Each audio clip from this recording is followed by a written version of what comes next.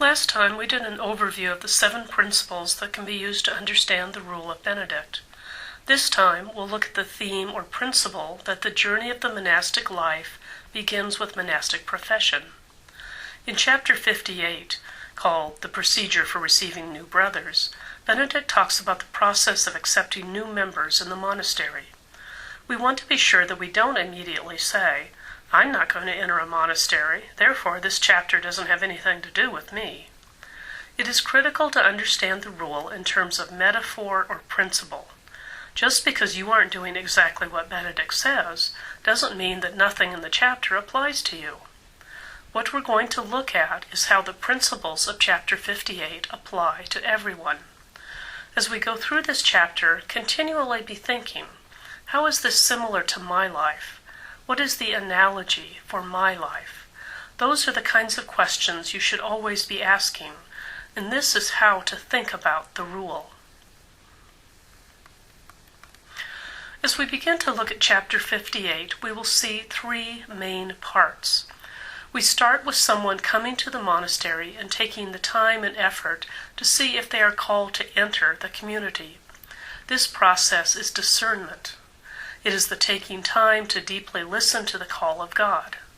Notice how Benedict assumes that this discernment isn't easy and isn't quick. This is the first part, verses 1 through 16. Next comes the actual ceremony and the process of making a lifetime commitment to the particular monastery, to the particular community for the rest of a person's life. This rite of monastic profession is intricate and deeply symbolic. It is clear that this is a commitment that will affect all aspects of one's life.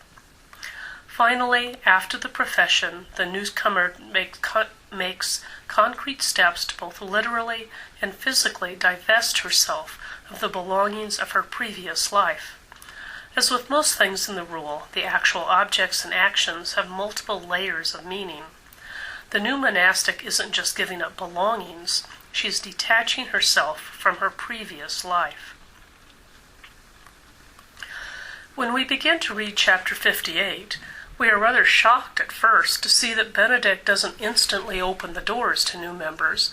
In fact, he seems downright hostile. Listen to the first 4 verses of the chapter. Do not grant newcomers to the monastic life an easy entry, but, as the apostle says, test the spirits to see if they are from God. Therefore, if someone comes and keeps knocking at the door, and if at the end of 4 or 5 days he has shown himself patient in bearing his harsh treatment and difficulty of entry, and has persisted in his request, then he should be allowed to enter and stay in the guest quarters for a few days. We have a couple of choices when we approach this chapter. We can either assume that Benedict was quite odd, or quite cranky, or clearly didn't have any idea how to attract vocations. Or we can ask, what is the underlying principle that we need to glean from what Benedict is trying to do here? That is the question you have to keep asking yourself as we explore this chapter. Benedict tells us his motivation in the 2nd verse. Test the spirits to see whether they are of God. So the first thing he is doing is saying that discernment is an inherent part of coming to monastic life. And we will add, whether that is inside a monastery or not. To discern is to really listen, to weigh, to sift, to try to listen deeply and objectively. When Benedict talks about the spirits, he is really saying that people may have a variety of motivations for coming to a monastery, and this is a critical part of the discernment. Motivation is the next issue. Why has someone decided that they want to enter a monastery? Do they really seek God, or are they looking for a way of life that may seem easier than what they already have? Are they motivated by a deep listening to God, or are they operating out of family expectations? Is there some reason other than a call from God that has brought them to monastic life? There's also a question of persistence. A passing fancy is just that. It passes. Something that is a deep call is likely to endure over time. Do we continue to feel a call? Does the idea of going to a monastery fade over time, or is it something that just won't leave us alone? This is what Benedict does. He stretches out the process to see if a person will persist. Patience is another key theme. Benedict uses the word twice in the first part of the rule and clearly expects that patience is a crucial part of discernment. What is implied is that we aren't in charge of this decision. Entering the monastery isn't up to us. It's up to God, and God will reveal things in due time. But God's time is seldom our time. One of the hardest things we ever do is to learn to give up control and be patient. Another aspect of this section on discernment is the idea of testing. Benedict says that the novice is to be tested in patience. He also says, the concern must be whether the novice truly seeks God, and whether he shows eagerness for the work of God, for obedience, and for trials. So testing means, are you really sure you want to take up this life? Can you really do it? What happens when things get tough? How do you react? The verse that mentions whether the novice truly seeks God is an important one. Benedict mentions three things: eagerness for the work of God, which means the Opus Dei or divine office, for obedience, and for trials. Now let's take a look at each of these. The divine office, the Liturgy of the Hours, is the heart of community. It is coming together multiple times a day with others to enter into God's Word. When this practice occurs every day, day after day, multiple times a day, it is a chance to see whether the Word of God is truly powerful and transformative. Now, this doesn't mean huge epiphanies every day, but there is something about the practice that resonates, is life-giving on a deep level over an extended period of time. Obedience means the process by which we get past our egocentricity, our need for control. If we can't get past our self-centeredness and begin to put the needs of community first, if we can't live out obedience in the concrete circumstances of community, it is going to be very hard to be completely open to God. Then finally, Benedict mentions eagerness for trials. One contemporary Benedictine scholar has pointed out that in Latin, the word that is used for trials really means the challenges of daily life. Just living everyday monastic life with a bunch of people is challenging. It is a host of small, daily, never-ending rubbing of rough edges. The question is, do you want to live this way with these people every day for the rest of your life? The final two elements of discernment are also critical. The first is what we'll call full disclosure. When the newcomer enters the monastery, before he makes his final profession, the rule is read to him 3 separate times at different intervals. And the purpose is specifically so that he knows what it says and what he is agreeing to do. The newcomer needs to be clear what he's getting into.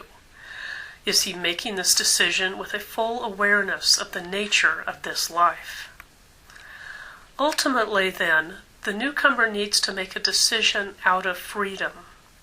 All of the other principles of discernment can be summed up in this one. Is this a free decision? Has this new monastic really spent significant time looking at what she's getting into, what motivates her, whether she really desires this way of life, whether she is willing to undertake the hard work of transformation? Most of us are masters of self-deception. We talk ourselves into a decision without truly being open or free to make a decision with our eyes fully open. Perhaps complete freedom of the type that Benedict is aiming for isn't really possible, but Benedict certainly lays out some of the key principles of discernment. Again, we come back to the idea of how we read the rule as modern people. Even if you never enter a monastery or make final profession, this chapter can and should have meaning for your life. Everyone has made commitments in their life. Take a look back at the commitments you've made. Do you recognize any elements of your discernment in the principles we've discussed? You may want to go back and, as much as you can, remember how you made your decision. Look for what your motivations were. Did you make the decision out of freedom? Was it made with patience? Did you persevere in testing? Perhaps another way to enter into this question is to look at how and whether you recognize yourself in this chapter. Looking at some of your life decisions, did you persevere in knocking at your door? Did you have a wise elder help you in discernment? Were you eager for prayer, obedience, and trials? These or similar questions can be ways to look at your own history and process of discernment, and also give you some ideas for discernment in your future. So the newcomers finally come to the monastery, stood outside the door waiting for a few days, gotten to stay in the novitiate for a while, had the rule read to him at least 3 times, shown he was eager for prayer, obedience, and trials. Then what happens? Obviously he's been thoroughly tested, so now the newcomer is allowed to make profession. Let's listen to a condensed version of what happens. When he is to be received, he comes before the whole community in the oratory and promises stability, fidelity to monastic life, and obedience. He states his promise in a document, with his own hand lays it on the altar. After he has put it there, the novice himself begins the verse. Receive me, Lord, as you have promised, and I shall live. Do not disappoint me in my hope. The whole community repeats the verse 3 times and adds, Glory be to the Father. Then the novice prostrates himself at the feet of each monk to ask his prayers, and from that very day he is to be counted as one of the community. Now, as is usually the case with Benedict's rule, there's a lot packed into a few words. Let's unpack them and see what this commitment is really about. First, the ceremony happens in the oratory, the chapel, in front of the whole community. This isn't a private vow, a single private decision to lead a better life. This commitment happens in public, in the midst of the group of people the newcomer is becoming part of. These are the people who will support her, encourage her, and call her to accountability. We don't make this journey on our own. We do it together. And we do it in the place that most aptly symbolizes who we seek, the place of prayer, the place where others have made the same commitment before us. In the full text of the chapter, you'll see that Benedict says the oratory is where the relics of the saints are kept.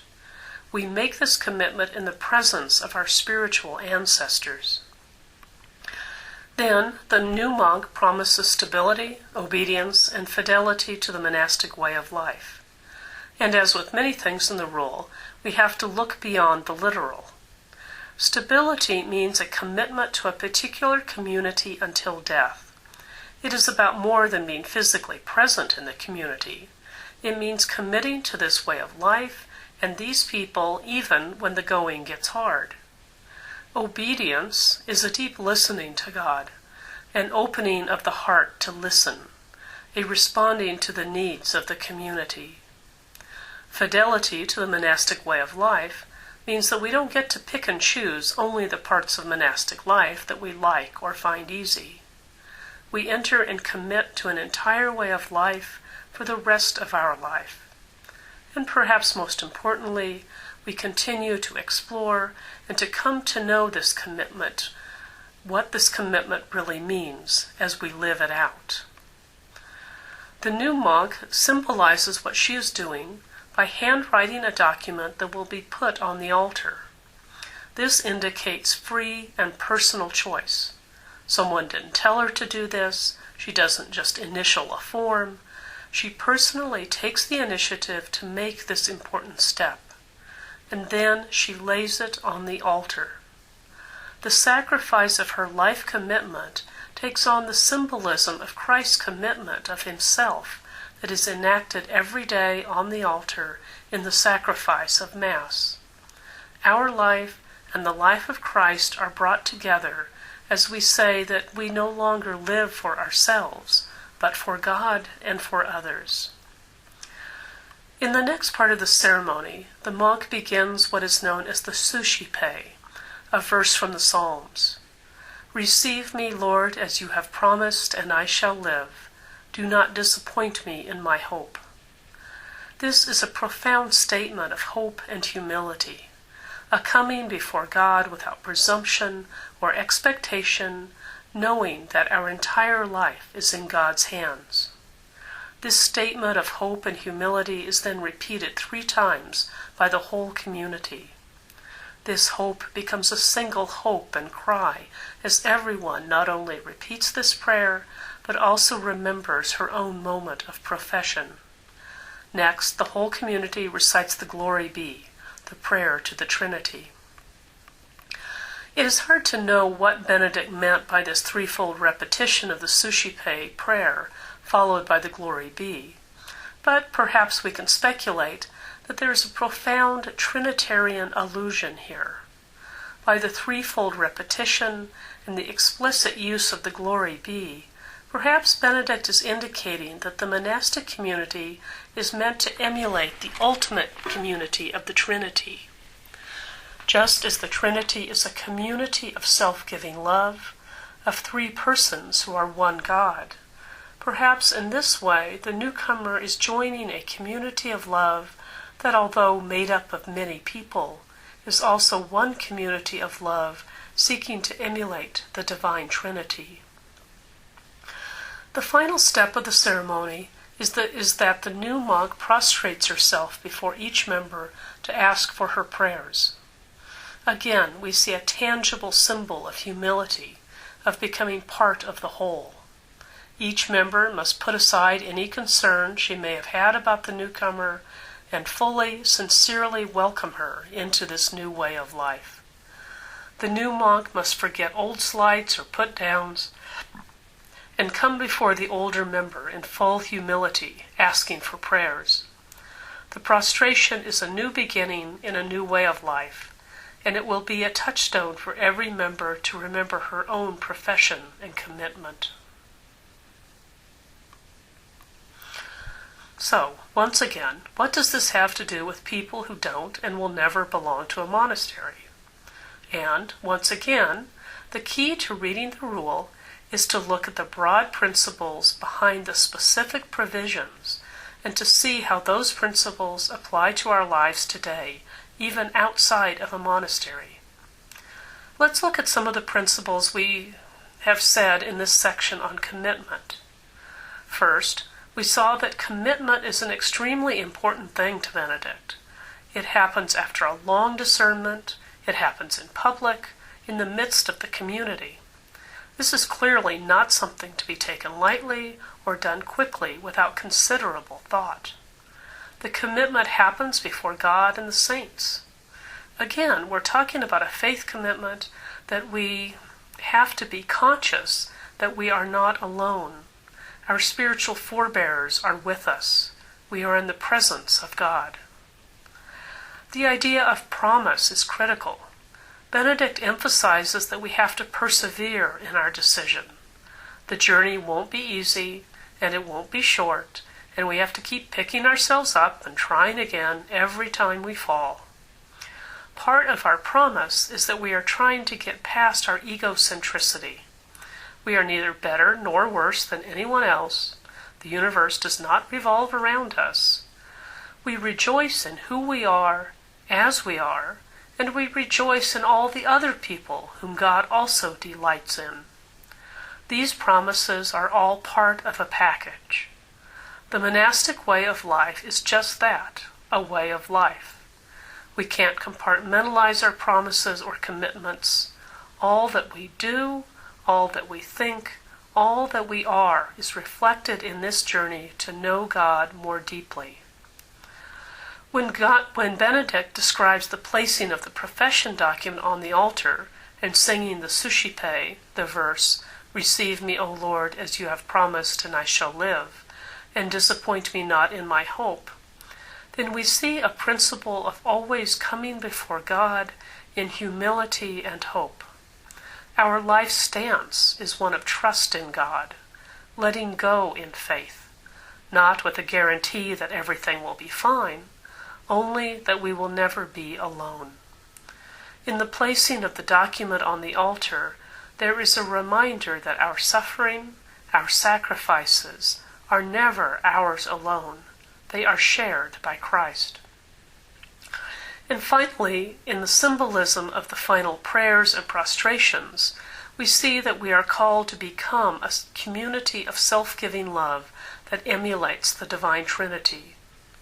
We know from our human experience that love of neighbors, self, and God is not easy, but we have been given this amazing symbolism of the ultimate community, the ultimate love. We probably won't get there, but we do have a model to guide us. The final section of this chapter 58 concerns detachment. We are making a commitment to a way of life that requires detaching from things that keep us from transformation and knowing God more deeply. Listen to a slightly abridged version of the last part of the chapter. If he has any possessions, he should either give them to the poor beforehand or make a formal donation of them to the monastery, without keeping back a single thing for himself, well aware that from this day he will not have even his own body at his disposal. Then and there in the oratory he is to be stripped of everything of his own that he is wearing, and clothed in what belongs to the monastery. The clothing taken from him is to be put away and kept safely in the wardrobe. But that document of his should not be given back to him, but kept in the monastery. Again, we see that Benedict is very serious about what's happening. He sees monastic life as a full, complete commitment. You come to the monastery, you get rid of all your stuff. For him, this symbolizes the reality that we don't really own anything. All that we have, all that we are, is a gift from God, and we are completely dependent on God. The concrete reality of relying on monastic community for everything is a very tangible way of being reminded of that reliance on God. The next step is that the new monk symbolically strips off her old clothes and puts on clothes that belong to the monastery. There is the symbolism of baptism and new life here. We put off our old life, our old clothes, and put on Christ, the new monastic life. We are no longer an individual, but a part of a community. The final admonition emphasizes how seriously Benedict takes this decision. Even if a monk eventually leaves the monastery, the profession document will stay. The record of our choice will not be disposed of. So, hopefully by now you're getting the hang of how to take these principles and apply them to your life. And remember, you will come up with your own insights, your own answers. This is your own journey. You need to learn what you need to learn. But as you reflect on this chapter, maybe you can ask yourself what you need to give up for this monastic journey. What are you willing to give up? All of us have way too much baggage for the journey, not just our material possessions, but all of our psychological baggage. Then you can reflect on Benedict's question to the new monks. Do you realize that you really don't own anything, not even your own life? That may be a scary question at first, but hopefully it will eventually be a liberating question. We have been given the tremendous gift of life. Perhaps we would do well to spend more time rejoicing in it and less time clinging to it. And perhaps the final question flows from that. How do we rely on God? It is a truth of all spiritual paths that we need to learn detachment. It is clinging to that which isn't ours to begin with that gets us into trouble. How do we let go and simply rejoice in the moment, in life, in trust.